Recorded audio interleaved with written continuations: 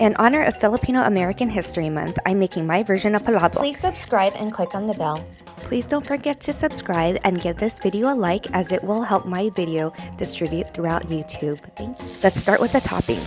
Fry up your tofu until golden brown. Blanch your shrimp. For the sauce, saute onions and garlic. Add your pork. Once pork browns, add your tinapa flakes. Add achuete water, shrimp bouillon, black pepper, and fish sauce.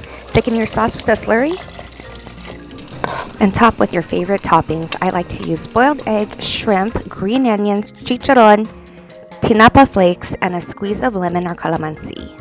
Thank you guys for watching. Please don't forget to subscribe and click on the bell icon so you are notified each time I post a new video.